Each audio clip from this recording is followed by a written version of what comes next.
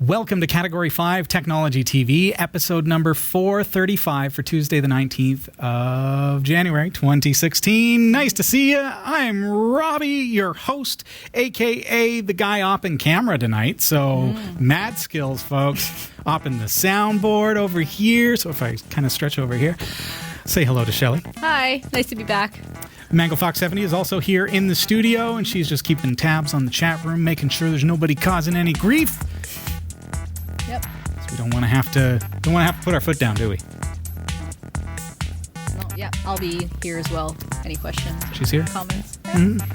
Hey, Shell, what do we got coming up? Well, tonight we're celebrating 20 years of the GNU image manipulation program by continuing our 20-week of GIMP tip series. And tonight we're actually looking at the interface. So that's gonna be that's a good cool. one. We've had some questions come in about it. I can't wait. You've been looking for a Linux distribution to help your Windows-using friends make the switch, and we just might have the one. So you want to stick around and find out what we're on about. Here is what's coming up in the Category 5.tv newsroom as well tonight. AT&T is moving away from proprietary systems and stepping toward Canonical Limited's open source system, Ubuntu. A Las Vegas-based casino operator has sued security firm TrustWave for conducting a woefully inadequate forensics investigation. Also, Twitter's outage this morning comes at a pretty bad time because their shares are continuing to fall. We're going to find out a little more about that. Microsoft is no longer going to allow users to update Windows less than Windows 10 if they have a next-generation CPU. And finally, Netflix is soon going to block proxy access to its content. Stick around. The full details and more are coming up later in the show. This is Category 5 Technology TV. Starring Sasha Dermatis,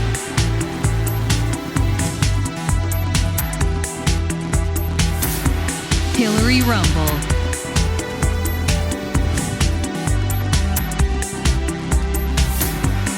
Eric Kidd,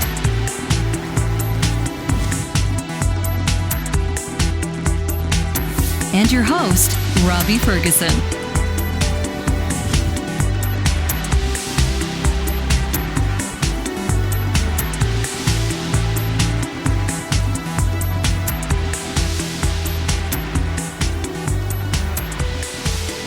This is Category 5 Technology TV. Welcome to the show. I'm Robbie Ferguson. I'm Shelly. Nice to meet you. Hey, Shelly, how you been? Good. Yeah? Anything new? I just said nice to meet you to everyone out there watching. And they're us. like, but you already met us. You already know us. Yeah, I could see everybody here. Without further ado, all right, we're as Linux user myself, as a Linux user yourself, you've been looking for a distribution that might help turn mom and dad, grandma, grandpa to Linux. And many, many moons ago, it's hard to believe, but nearly 9 years ago, two brothers set out to make it easier for people to make that switch from Mac OS to Linux, from Windows to Linux. Today, these two entrepreneurs made a big announcement. They've got the beta version of Zorin OS 11 is immediately available. So please help me welcome Artyom Zorin. Artyom is the co-founder of the Zorin Group. They are the group that actually created Zorin OS. Artyom, nice to see you. Hi, everyone. Thanks for being here. Artyom, we're going to get right into it. Let's talk a little bit about Zorin OS, how you and, in fact, your brother founded this basically a spectacular Linux distribution for people who are trying to make that switch to Linux. Can you tell us a little bit about the history of, how did this come about? What started this whole thing? So the origins of Zorin OS date all the way back to the summer of 2008. That was when my brother Kirill and I first tried out Linux. We had a disk of Ubuntu 8.04 and we loaded it up. And from the very first minute, we loved it.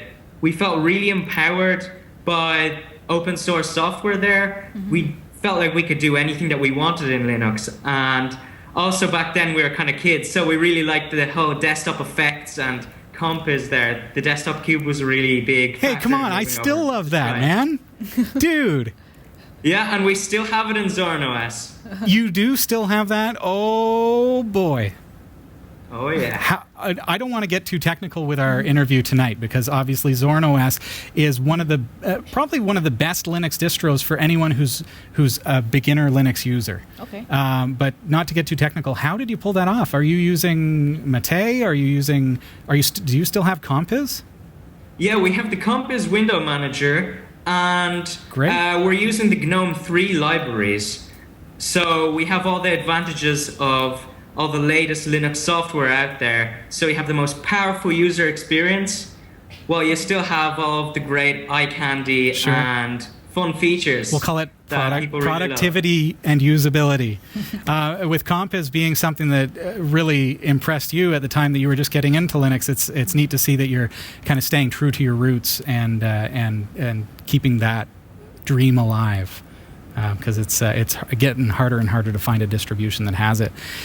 So really, what was the inspiration behind Zorin OS and the massive amount of man-hours that must have been involved in even just releasing that first version? Yeah, I bet. Yeah, so soon after we tried Ubuntu, we showed it to our dad, who's just a regular Windows user. Yeah. And the problems of Linux became apparent. It was not really that user-friendly, and since different parts of the interface were in different places, it was difficult to get over that learning curve. And we saw that that was a huge limiting factor to the success of Linux on the desktop. But we knew that there were ways to get around this, and we wanted to solve this problem once and for all. So 9 months after that date, we released Zorin OS 1, and, well, the rest was history, really. That's awesome. Who is it, at this point, who is Zorin OS for in your eyes as one of the co-developers of the product? Well, Zorin OS has really expanded outwards from our original vision, and now we see it as an operating system for people who want to take the advantage of Linux and its powerful features, but who want a really, really nice user experience. So it feels really great to use. You can get using right away without having to learn anything, and it's just a breeze to use, really. Now, I was on your website, and I see you're still using kind of the Mandriva pricing model for the product. Zorin OS, of course, is a free version of Linux. It's Linux, you can download it. You can get the ISO. You can burn it to a DVD or to your USB flash media and install it. But you're still offering a business and an ultimate version. Can you explain to our viewers who are probably going to, some of them are going to go to your website for the first time tonight, having seen this interview, and wonder what's the advantage to me, and what is the, there's kind of two questions here. What's the money going toward if I were to purchase one of these? It's like is it €9 basically? It's cheap. Yeah, €9 and €10. What are the advantages to me as a user? Why would I want to go with one of those commercial or those paid products instead of the free one? So in the free version, we have all of the standard and essential features that you'd want in a desktop experience. Mm-hmm. But when you step up to the premium edition, so for example, the business edition, we include a lot of software out of the box that will help you run your business, and you can get using all the features of Zorin OS on top of all those extra features right away. And if you step up to the ultimate version, we've got all of the best Linux software available, as well as exclusive features in our premium editions, like the expanded look changer, which allows you to switch the desktop environment so that it looks like a Mac experience or Ubuntu Unity right in one click. That's one of the things I wanted to raise is your look changer. It's a real unique feature of Zorin OS. And for those who aren't familiar with it, what it basically is, I mean, we're talking about a distribution of Linux that makes it easy for me to transition from, say, Windows to Linux. So, that dialogue keeps popping up. Do you want to upgrade to Windows 10? Maybe you're not really interested in that. Maybe you want to try something different. So coming from Windows 7, I can use your look changer and basically make Linux look and feel a lot like Windows 7. So that's a pretty fantastic job that you've done with that. I think that helps people to transition, and that's one of the things that makes Zorin OS stand out as a very good alternative for those who are starting up with Linux. I've been using Linux for years, probably about 9 years longer than yourself, Artyom, and even myself at that point, I love Zorin OS. I love still having comp-is effects and being able to use the old school Linux user in me loves some of those kinds of features. And then moving forward, as you say, GNOME 3 and some of the more advanced features that come with that versus Mate or GNOME 2. So you've done a fantastic job of kind of keeping up with the technology while still giving us something that us power users are still interested in. Thanks. So with Zorin OS, your target is kind of grown. It's grown from mom and pop and people that are just learning Linux to users like myself who have been using it for many years. So that's quite a feat that you've had there. Okay, well, Zorin OS is consistently one of the top 20 Linux distributions on DistroWatch, and currently, I believe, sitting at about number 16 in the world. So from hundreds of Linux distributions, we're consistently in the top 20. And tonight we are talking with the co-founder of the Zorin Group, which makes Zorin OS. He's Artyom Zorin, and pleasure to have you here. We're going to have to take a real quick break. Well, when we get back, we're going to talk about the beta release of the Zorin OS 11, the next generation of this intuitive Linux distro. Stick around. Welcome back. This is Category 5 Technology TV. I'm your host, Robbie Ferguson. I am Shelly. Shelly, tonight we're talking to Artyom Zorin, and you may recognize his last name. Zorin OS is one of the top 20 Linux distributions on DistroWatch today and is consistently ranking in the top 20.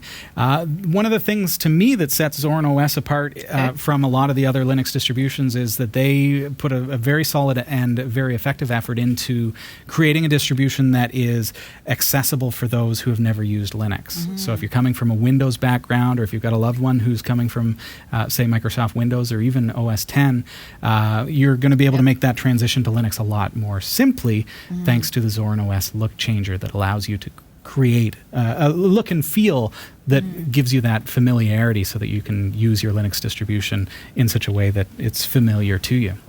So without further ado, we are joined by Artyom Zorin. Welcome back. Hello. So today is a big day for Zorin OS as we step into a new era with Zorin OS version 11. Can you tell us a little bit about the beta, what today's release means for Zorin OS as a distribution? So in Zorin OS 11, we really focused on enhancing the user experience even further. So from the get-go, we've introduced a few new programs that make it easier for you to get more done. For example, there's the new Contacts app. There's also the Clock utility that allows you to do things such as check the time in other parts of the world and use a stopwatch. Simple features, but that make the user experience a lot better. Very cool. Now, this distribution, Zorin OS 11, what really makes it different beyond the suite of applications? What makes it a lot different from, say, version 10, which is coming to end of support? In Zorin OS 11, we've also introduced loads of enhanced features all over the board, really, from updated applications to a new kernel. So performance is better than ever.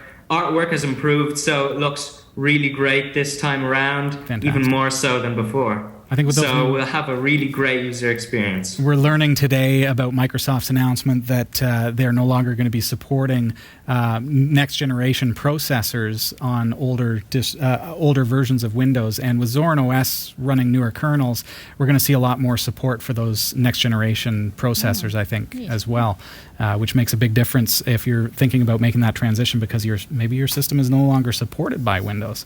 What? A next generation processor? Anyways, that's neither here nor there. We're speaking with Artyom Zorin. He's one of the co-creators of Zorin OS. How stable would you say is the beta release right now? I mean, it was just announced this morning. It's big news for the Zorin OS community of fans and users. Is it ready for us to start putting onto a system and playing with, or what state do you think it's in right now? Well, betas are never really perfect for production systems. However, that being said, we've looked at the feedback so far from all of our users, and it's been the most stable beta release of anything in recent history for Zorin OS. So I'm actually using it right now on my computer, and it's working perfectly flawlessly. Very good. Do we have an approximate ETA on when the final release will be available? We expect to have it available within the next week or two.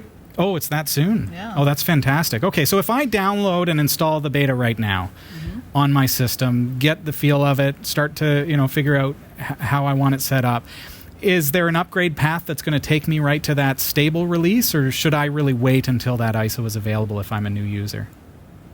Well, in recent versions, we've been able to upgrade our beta and release candidate users up to the final version. So as soon as you install the beta release and when the new full release comes out, you should have a fully working, fully stable Zorin OS 11 on your computer. Great. Zorin OS 10, as I mentioned a little bit earlier in the interview, it has basically reached end of support, I believe. Is that correct? It's reaching end of support on February the 4th. Okay, so it's coming up on us very, very soon. Makes me wonder, just curious, what are your support cycles like? And if I were to install Zorin OS 11, about how long do I have before I need to upgrade to the next version?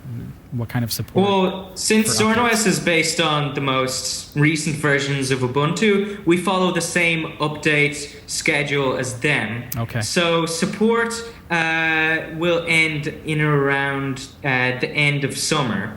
So for releases like Zorin OS 10 and 11, which are based on the non-LTS Ubuntu releases, they'll be supported in the same capacity as those non-LTS Ubuntu releases. So is your upgrade path at that point? So when you say end of support is end of summer, will I be able to upgrade to the next version as easily as the update from beta to final? Well, in the next release, we're planning a whole heap of sweeping changes. Yeah. So in that regard, we expect to have it available as a clean install upgrade. Okay. And is that something that's going to change? I know, some users will wonder about having to reinstall their distribution every, say, 6 months or so. Is that something that is in the plan so that it will be upgradable on an automated basis? Because you use apt, right? It's based on Ubuntu, which is based on Debian, and so your upgrade path can be pretty seamless. Yeah, that's true. However, taking into regards Ubuntu's upgrade path, it's usually been an experience where after the upgrade you might get some breaking changes that might cause your computer to run a bit worse than before. So we've decided to make it as a clean install upgrade up to now, and we expect that to change in Zorin OS 12 in the summer, as Ubuntu and the Linux ecosystem has really matured pretty recently. Interesting. Okay. And the upgrade path on Linux anyways, I mean, if I had to do a full reinstall, I can just back up my home folder, essentially, reinstall the distribution, and drop my home folder back, and most things are back in place just with the new versions of software, which is fantastic. That's the architecture of Linux itself. Where, at this point, I mean, the beta has been released. Where can I go and grab that ISO? So you could go to zorinos.com/beta.html, or you can look on our blog and see all of the newest updates and new features in Zorin OS 11. Fantastic. We're speaking with Artyom Zorin. Thank you so much for being here tonight. Do we have some questions that have come into the chat room? Yeah. All right. Good Guy 98 is asking, is there an LTS version of Zorin? Yes, Zorin OS 9 is available to download right now, and it's based on Ubuntu 14.04, and it will be supported until 2018. Great. And so I presume then now, for those who are not familiar with the term LTS, that means long-term support. So when we say that, the current version 11, is going to be supported up until the end of the summer, that means that you can then upgrade to the next version. LTS means that it will kind of have rolling support on an ongoing basis for much longer. So then that raises the question, so you're following the Ubuntu model. That means when their next LTS comes out, does a new version of Zorin come out that is equally long-term support? Exactly, that's how we do it. So the normal releases, we usually make them just to give the more advanced and more eager users access to the most latest technology. Well, we also have the LTS versions that are more suited towards large deployments in enterprises to make sure they have a fully robust and tested system on their computers. Fantastic. Artyom, it's such a pleasure to have you here. I know it was short notice and a very, very busy day for you and your brother, the Zorin OS team. We're looking forward to some great things from you and from this version of the distro and everything that's to come. And thanks for being here with us tonight. Thank you very much for having me. Make sure you check out Zorin OS, and if you'd like to try the beta, you can get it at zorinos.com/beta.html. And definitely check that out. Let us know what you think, and we'll be showing you how that works on an upcoming show here on Category 5. As Artyom was telling us, it's going to be stable very, very soon. This is Category 5 Technology TV. Welcome to the show, and thanks for being here tonight. Shelly, you were saying at the top of the show that we're going to be looking at the GIMP a little bit more. We're going to look at the user interface. User interface on the GIMP. Yeah, I want to get into that because sometimes we accidentally close the wrong thing, and then where'd my toolbox go? So we're going to be taking a look at that in just a couple of minutes' time. In the meantime, through the magic of television, we're going to jump over to the Category 5.tv newsroom. It's Tuesday, January the 16th, 2016. I'm Robbie Ferguson, and here are the top stories that we're covering on the Category 5.tv newsroom this week. AT&T has chosen Canonical's Ubuntu operating system to power its systems, and a new partnership between the two companies raises some interesting possibilities for the future of the Linux OS.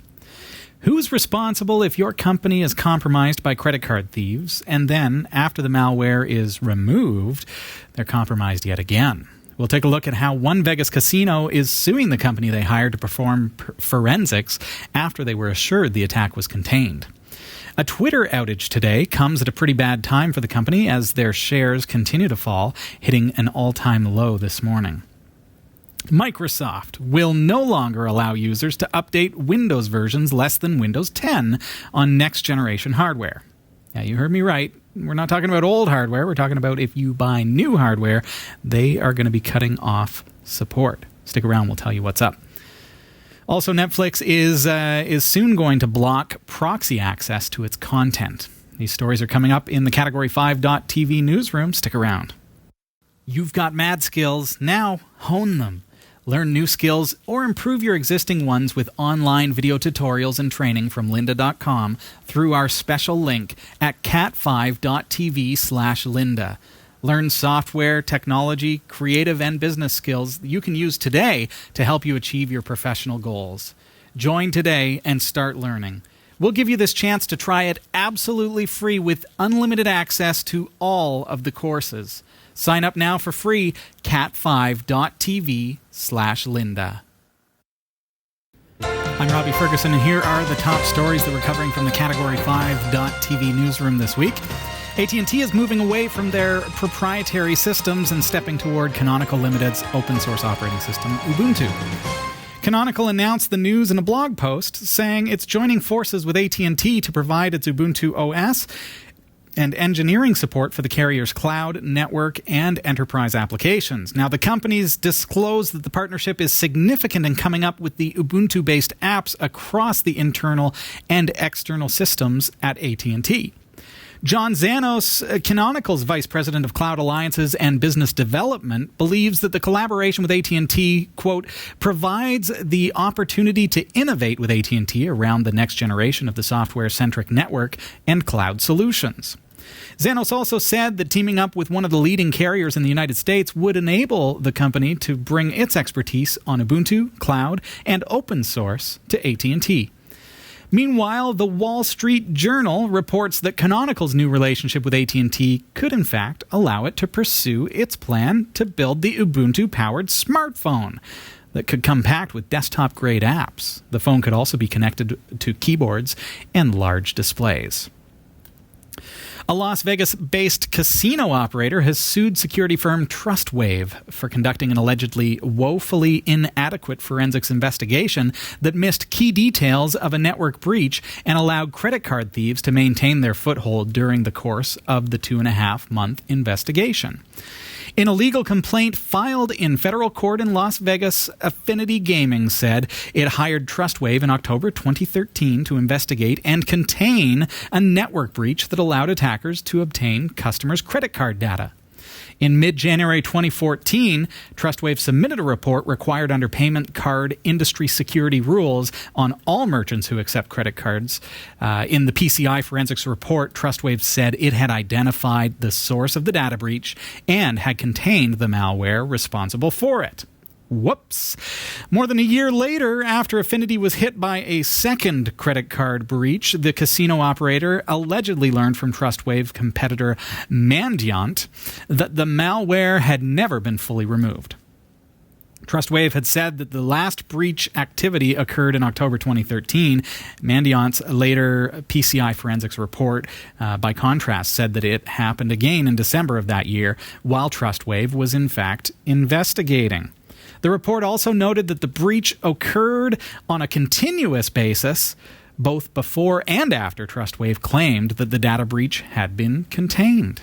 Trustwave allegedly failed to detect several pieces of malware infecting network servers, or that the breach was ultimately the result of people who were able to access Affinity's virtual private network and install backdoor software.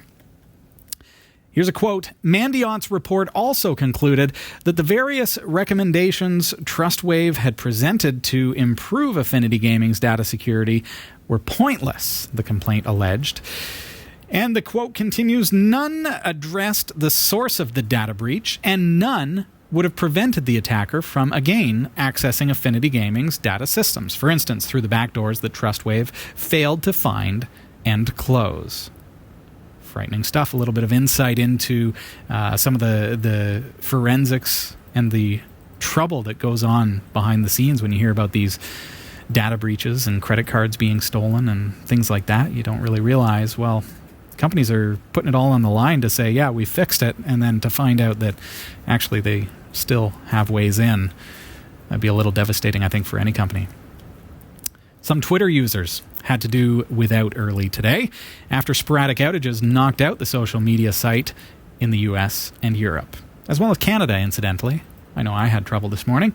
Reports of malfunctions began to appear in the US, but it was unclear how widespread the outages were this morning. By mid-morning, on the East Coast, desktop and mobile versions of Twitter appeared to be working, although the company wouldn't say if they were back to normal.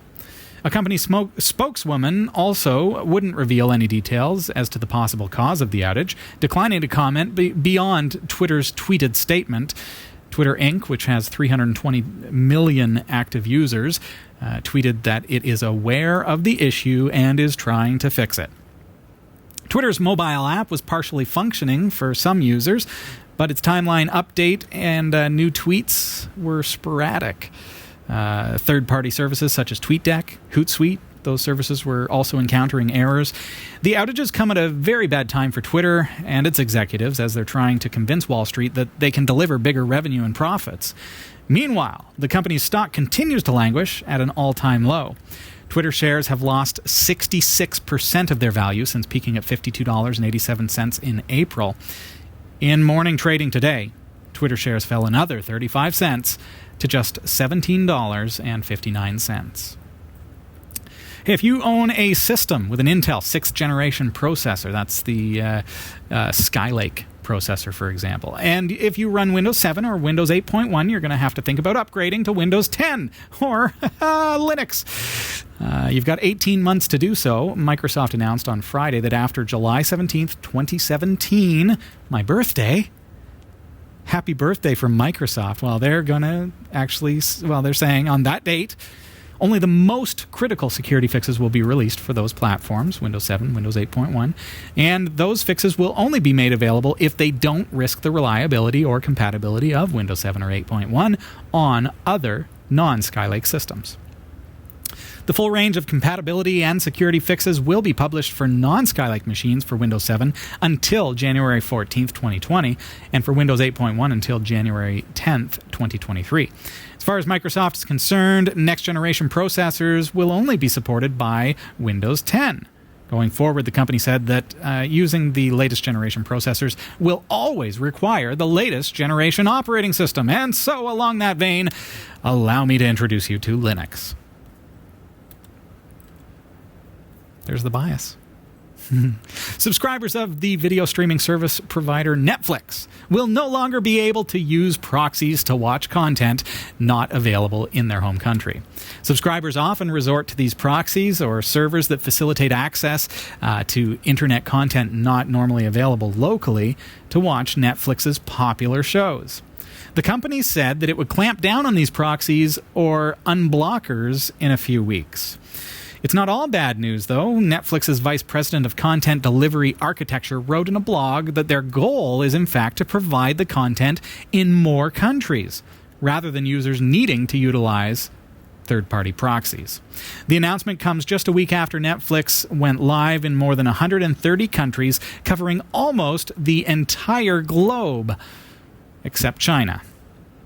Netflix said that not all of its shows would be available immediately to subscribers in certain countries, but that it was working toward resolving that. However, there's no word yet about their intent to bring non-Netflix programming, such as blockbuster movies, to other countries.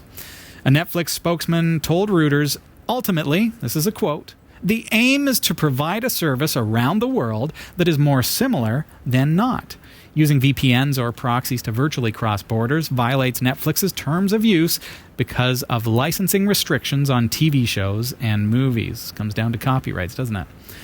India, Nigeria, Russia, and Saudi Arabia were among the 130 countries where the service was launched last week. Big thanks this week to Roy W. Nash and our community of viewers. Hey, if you've got a story you'd like to submit to the Category5.tv newsroom, if you want to hear your name on the air, please email us newsroom@category5.tv. For the Category5.tv newsroom, I'm Robbie Ferguson. Wow. That was amazing. This is Category 5 Technology TV. I mean, not the read, but the magic of television, right? Mm-hmm. I'm here, I'm there, I'm everywhere. Yeah. This is Category 5 Technology TV. Welcome to the show. It's episode number 435. Hard to believe we're here. Welcome to Studio D, Shelly De Silva. Hello. Robbie Ferguson. Yeah. Nice to see you, as always. I'm here every week, and always a pleasure. I want to remind you, hey, it's time to show your love for Category 5 TV. If you want a teeny drone or two, I'd love to send you two of these. Here we go. Watch your eyes. I don't have a camera guide. Watch your eyes. Keep your hands at the level of your eyes. Oh, wow. These things are a boatload of fun. I'm not going to get into it too much, but trained. we want to give away two of these to the same person. We're doing a draw. We need 100 people to support us on Patreon. Mm-hmm. How much does it cost? 25 cents. 25 cents? At minimum. What? Yeah, I mean, start at about a quarter. Yeah. And then you're going to qualify for that.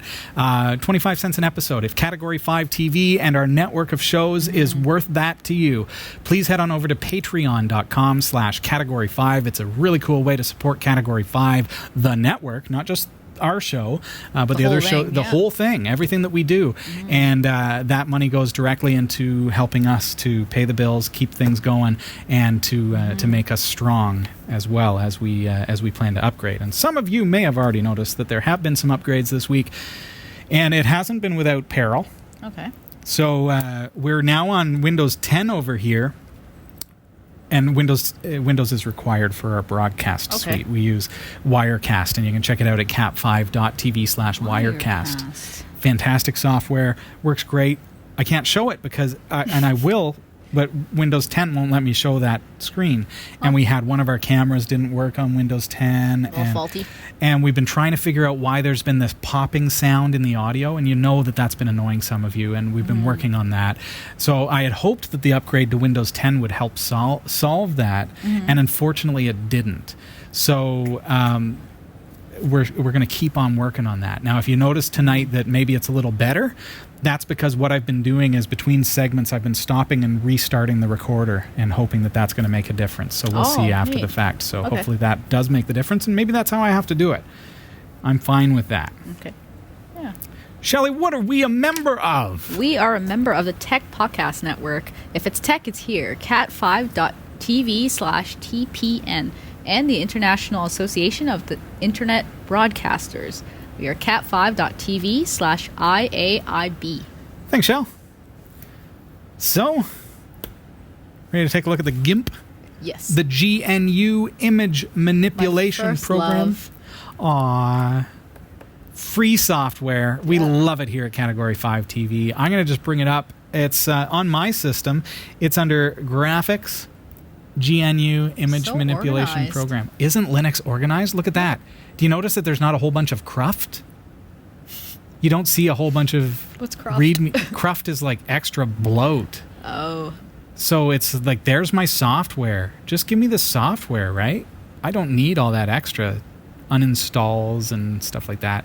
Anyways, we talked about Zorin OS and how you can run a distribution. Linux is more organized. I'm not running Zorin OS yet on this machine. This is PC. This is Point Linux.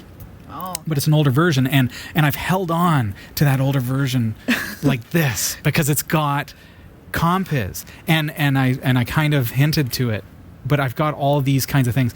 And why does that matter to us? Because we have a lot going on. We've got a lot going on. We need, I do actually go like this. I mean, I had the interview on one, there's the news on one screen, and I'm able to do that. So it is a productivity thing. Yeah. However, it's also so that those of you, now you're watching this on a 55-inch flat screen. And so you're like, oh, everything's huge. Robbie's head is like 3 feet tall. 55-inch? But here's the thing. Sometimes we bring up text or something, Yeah. a terminal window, and somebody's watching this on their phone, Yep. their smartphone. So we got to think about that. And so that's where Compiz allows us to do that. Zoom right on in. Yeah. So I can, I'm boom. So that is one of the key reasons why Compiz is important to us. So I was pleased to hear that Zorin OS has that still. So not to get sidetracked, but okay, accessories, graphics, GNU Image Manipulation Program. Now, we always get a lot of great questions, and I love the questions that you send in to us, and it helps us to understand, what are the things that our viewers are going through, and what are you encountering? And we've been showing the GNU Image Manipulation Program for now, this is the 9th week. Yeah. And through the course of that, one of the things that I didn't really think of, because I forget, okay, I've been using this thing for years, and I forget that when I first got it, I clicked the wrong stuff. Yeah. Oh, yeah. So, you're used to a Windows program where, okay, I want to close the GIMP, but it's all these different windows. So, okay, so I'm linear in my way of thinking. So the thing on the left has an X. I'm probably going to click that. Well, GIMP didn't close. Just that toolbar did. Or what if I click the X on this one? Oh, now where'd my toolbar go? And then I click that one, and now I'm just left with this silly little canvas, and I can't do anything with it. So this is GNU Image Manipulation Program Tips. The GIMP Tips. Week number 9. Tonight we are looking the GIMP Tips. This is week 9, and tonight we are looking at the user interface. If you've got yourself stuck in this kind of a rut, well, you may be lost. You may find that, hey, if I right-click, I get all those things back, but it's a little bit confusing. What we can do is look under Windows, and there are 2 things you want to look at. First of all, recently closed docs is going to show you ones that you maybe just accidentally hit just a moment ago. Oh.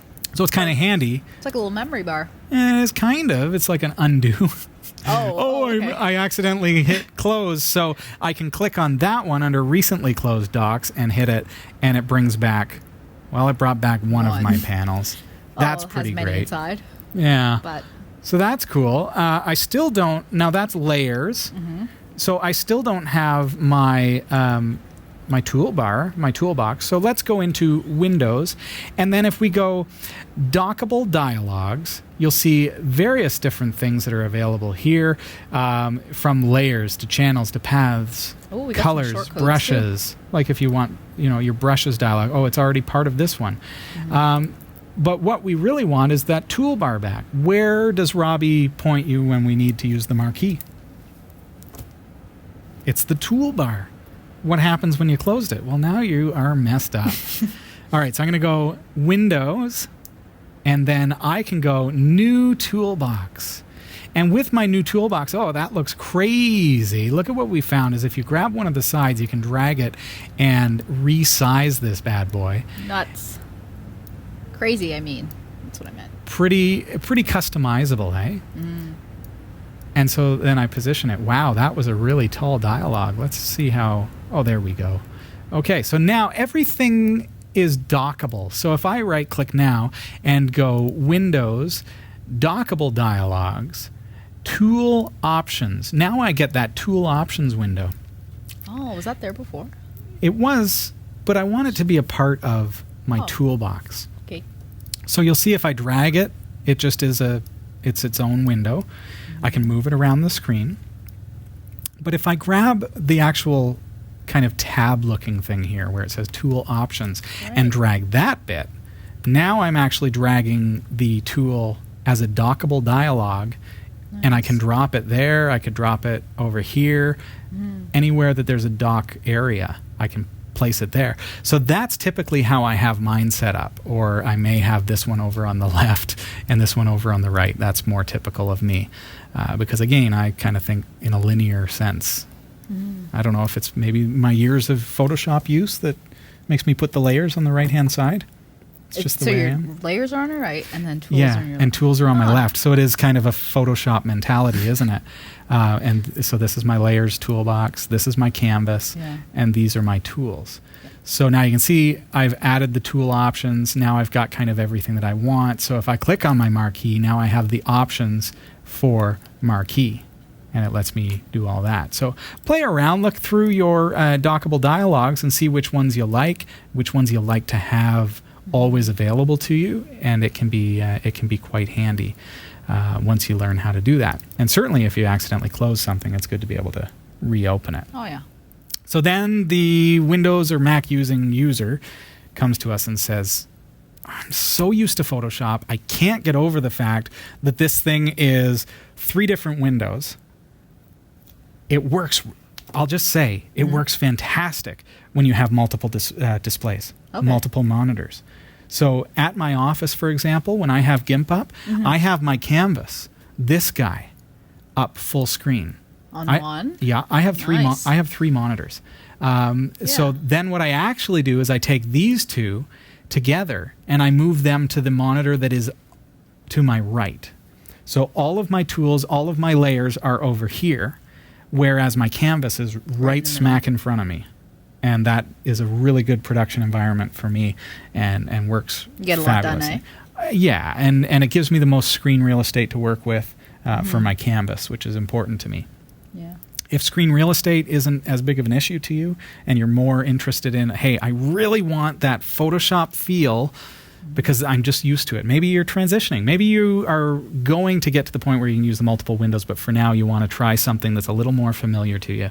There is a single window mode, and if we go to Windows, you'll see single window mode as an option. Watch what happens instantly when I click on this. Kaplow. Boom.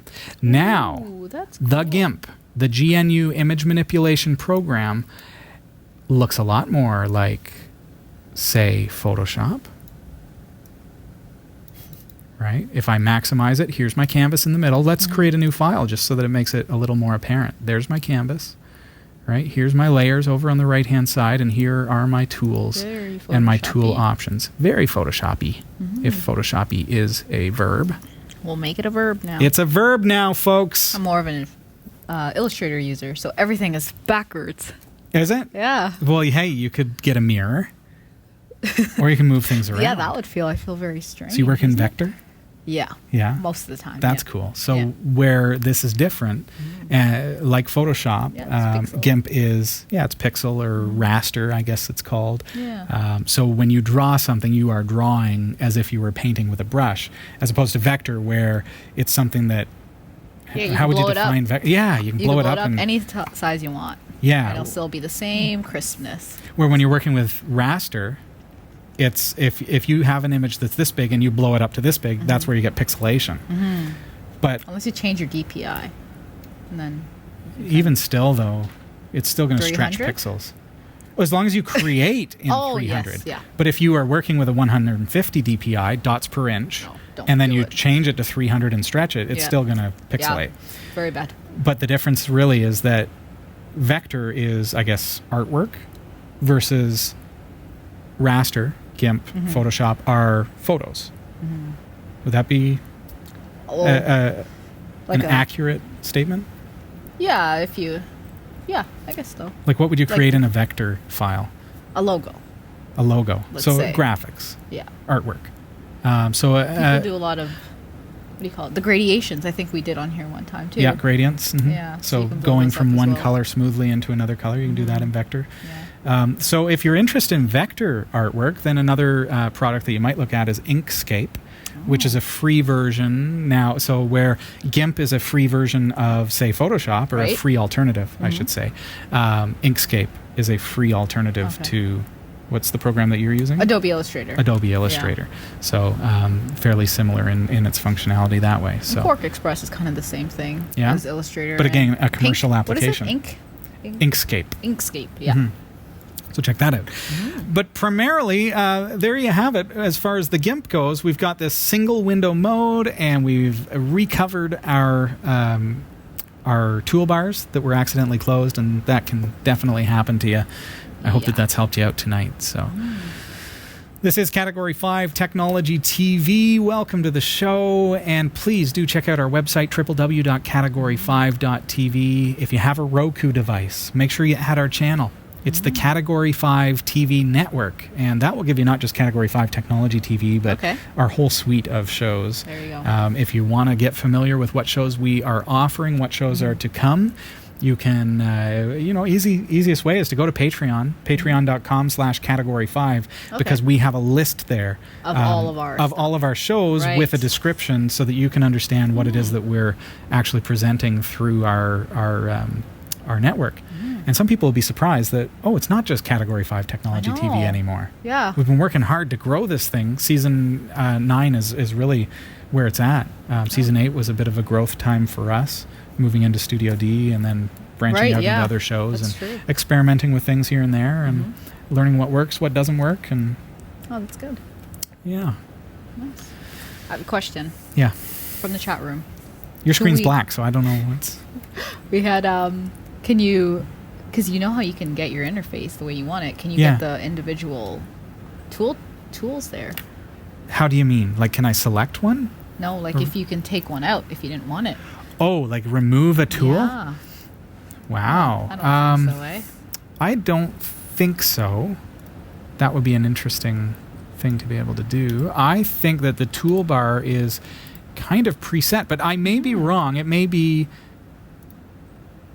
something that can be edited in a way that I am not familiar with. And somebody in the chat room, or maybe one of our viewers, Yeah. can post, if you're watching this on YouTube, maybe post it in the comments below if you know Yeah, of a let way us to know. do that. Yeah. I feel like there's a list that I've seen, Yes, I know what you're saying. and I can turn on and off different Text bars or what is Yeah. that? Scale, skew. I just can't recall don't remember where it where is I would either. find that. And that's just because I've never thought, hey, I should... Get rid of my eraser bar or eraser Yeah. tool. Yeah, exactly. my I like to have paint the or- full suite, right? Yeah, exactly. So that's an interesting question. I'd love to hear if the community has a better Let us know. answer than, I think so. Because there's Robbie's answer. Robbie doesn't mind that he doesn't know everything. So As long as you know. Huh. I don't see it. But I'm looking in the wrong spot, obviously. Did we get any other questions while we still have just a split second here before the end of the show? Because I'd love to help you out if I can.